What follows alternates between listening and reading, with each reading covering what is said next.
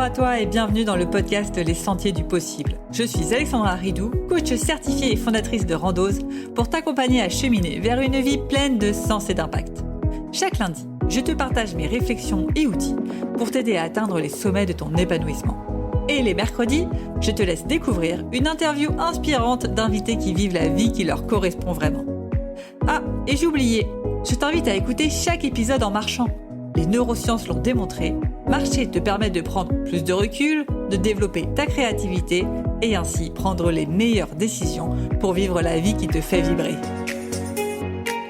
Hello! Aujourd'hui, on va parler d'un sujet pas très réjouissant. Je vais vous parler du deuil, que ce soit le deuil d'un job, le deuil d'un proche, le deuil d'une relation amoureuse, le deuil de ce que vous voulez, bref, quelque chose où vous avez l'impression vraiment d'avoir perdu quelque chose d'important pour vous et de ne pas réussir à vous en remettre. Alors, j'ai une bonne nouvelle, c'est très simple de se remettre d'un deuil à partir de 3 étapes. La première étape, c'est quoi ? C'est prendre conscience de ce que tu as perdu. Supposons tu fais le deuil d'un job. Qu'est-ce que ce job t'a apporté et que tu as l'impression d'avoir perdu exactement ? Puisque toi, tu es peut-être là en train de déprimer. Ah là là, je sais pas, je me suis fait licencier, j'ai perdu mon job, c'est affreux. Mais en vrai, il y a seulement 1 ou 2 choses qui te manquent vraiment d'un job. Ton cerveau fait une générale idée de l'ensemble, mais je suis sûre que tu peux trouver des choses qui n'allaient pas dans ton job. Et donc, quelles sont ces 1 ou 2 choses qui te manquent et que tu as l'impression d'avoir perdu ? Pour prendre l'exemple d'un coaché, pour le job, ce qu'il avait l'impression d'avoir perdu, c'est tout simplement un sentiment de ne pas avoir à faire des choses dans son quotidien qui avançaient. Il avait l'impression du coup de ne pas avancer, qu'il avait perdu ces tâches quotidiennes à faire sans se poser de questions, mais qui faisaient qu'il avait l'impression d'avancer un peu chaque jour. Mais il y en a d'autres qui pourraient répondre que le deuil de leur job, ce qui leur manque, c'est peut-être les relations avec les collègues. Pour d'autres, c'est peut-être le salaire. Bref, chacun a ses critères et chacun a des choses qu'il met sur un piédestal par rapport à son deuil. Si c'est le deuil d'un proche, quels sont ces traits que vous avez perdus et qui vous manquent ? Parce que, pareil, votre proche, il y avait des choses que vous aimez bien chez lui, il y avait des choses que forcément vous aimez moins bien. Mais il y a peut-être seulement 2 ou 3 trucs qui vraiment vous dites « Ah mince, ça je l'ai perdu ». Je sais pas, j'ai perdu ce soutien. Ma grand-mère, c'était vraiment la personne qui me soutenait le plus au monde et j'ai l'impression d'avoir perdu ce soutien d'elle.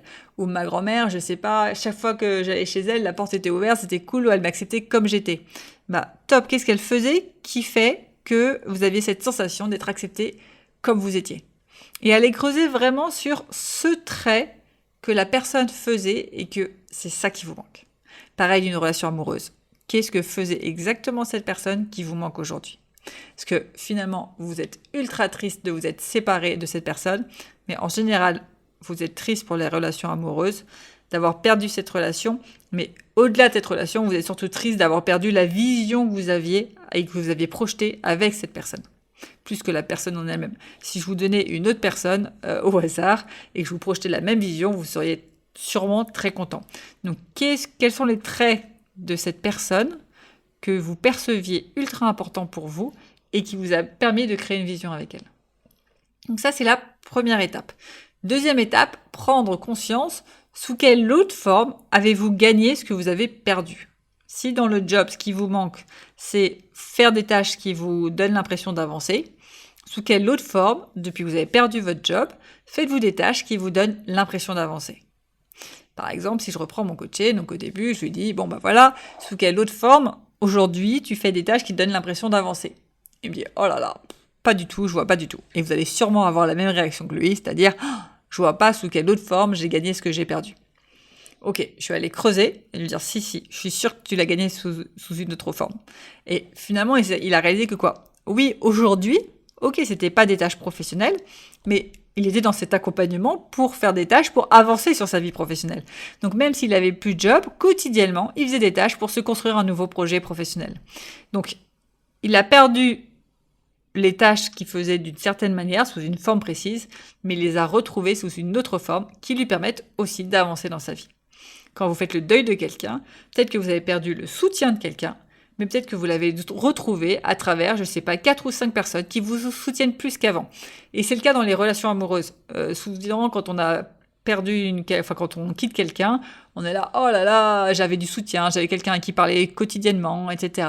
Mais en fait, ce soutien et ce partage qu'on avait quotidiennement, on l'a retrouvé sous plusieurs formes, sous plein de personnes.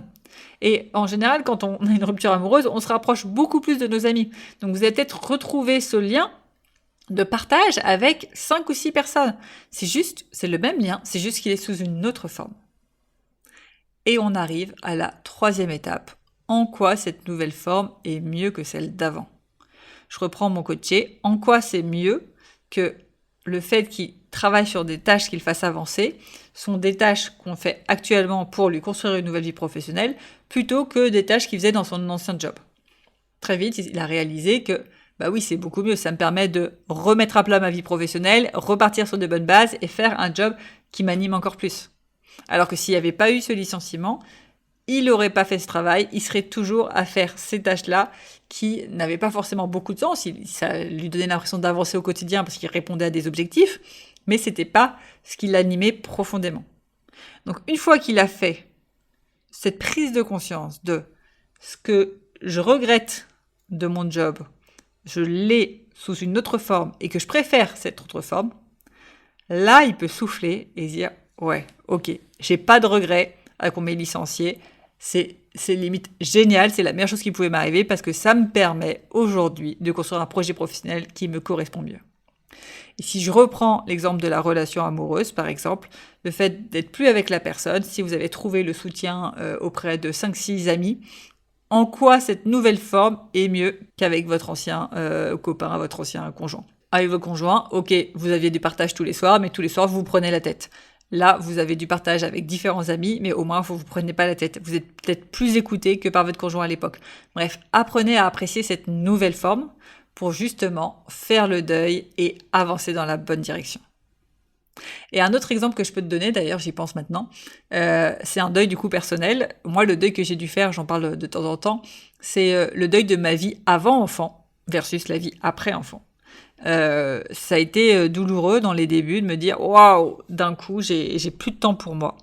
Et ce qui me dérangeait le plus dans ce que j'avais perdu, c'était vraiment cette notion de temps où j'ai du temps pour réfléchir et pour me poser. En fait, du temps où je me pose. En général, c'était chez moi, soit à lire un livre, très souvent à lire un livre, soit à faire du sport, mais un temps que pour moi, où j'avais une demi-heure dans la journée, où je pouvais le soir souffler et avoir du temps que pour moi. J'ai mis du temps, mais finalement j'ai trouvé, ok, sous quelle autre forme j'ai gagné cela? Et en fait, avec ma fille, je faisais énormément de balades poussettes.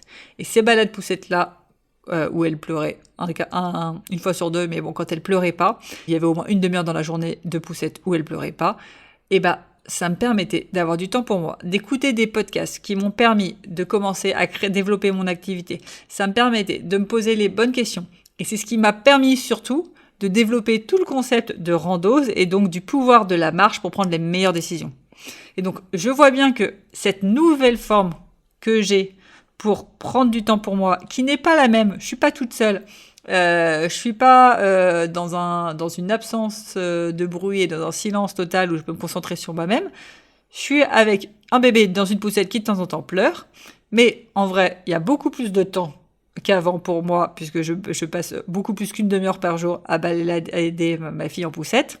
Et ce temps-là, finalement, il me permettait d'écouter des podcasts pour développer mon activité, ce qui était important pour moi. Et il m'a permis finalement de créer ce qu'est Randos aujourd'hui. Donc je vois bien que cette nouvelle forme est mieux que celle d'avant, ce qui me permet de faire mon deuil et de pas avoir de regrets et me dire « Ok, c'est bon, je suis contente. Ma vie d'avant sans enfant était très bien, mais ma vie avec enfant est tout aussi bien. » Donc voilà, c'est vraiment ce process-là qui, pour moi, vous permettra de dépasser un deuil le plus rapidement possible. Mais j'ai conscience que la première étape, elle est assez simple. Prendre conscience de ce que vous avez perdu, du trait particulier. Ça, vous pouvez... Et si vous avez, je sais pas moi, une dizaine de traits qui remontent, de ce que vous avez l'impression d'avoir perdu, commencez par le trait vraiment qui est le plus important pour vous. Ça, c'est le truc sur lequel vraiment j'ai le plus gros deuil sur ce trait en particulier. Et une fois que vous avez ce trait, cette caractéristique de ce que vous avez perdu, prenez conscience sous quelle autre forme vous avez gagné cela. Ouvrez-vous l'esprit, restez pas trop centré sur exactement la même forme, mais sous quelle autre forme vous l'avez trouvé et en quoi cette nouvelle forme est mieux. Et vous verrez que quand vous aurez réussi du coup à équilibrer vos perceptions, à voir les deux faces de la pièce, vous aurez beaucoup moins de douleur et de regret de cette chose que vous avez perdue. Ça ne veut pas dire que vous souhaitez la mort de la personne ou la mort de votre job ou autre. Ça veut simplement dire que vous êtes apaisé et vous pouvez avancer sans avoir l'impression d'avoir ce poids du passé qui vous pèse et c'était mieux avant. Donc voilà, c'était un épisode pas très joyeux, mais très utile justement pour remettre un peu de joie sur le deuil. J'espère que cet épisode t'a plu. Reste bien jusqu'au bout pour avoir ta question de coaching et je te dis à très vite.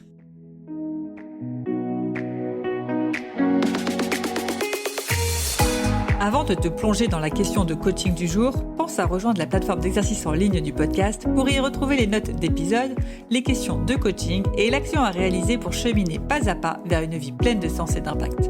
Le lien est en description de l'épisode.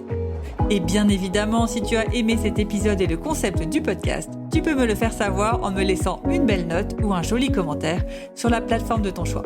Tu peux aussi partager le podcast à une personne qui peut en avoir besoin. Et c'est parti pour tes 2 minutes de coaching et on se retrouve très vite dans le prochain épisode. Bye bye! Et c'est parti pour ta question de coaching du jour à écouter en marchant. Comme d'habitude, tu as la petite musique en plus pour t'accompagner et te mettre en mouvement. Et aujourd'hui, je vais te poser cette question de coaching. As-tu perdu quelque chose ? Que ce soit matériel, un job, un proche, une relation amoureuse, qui te pèse encore au quotidien.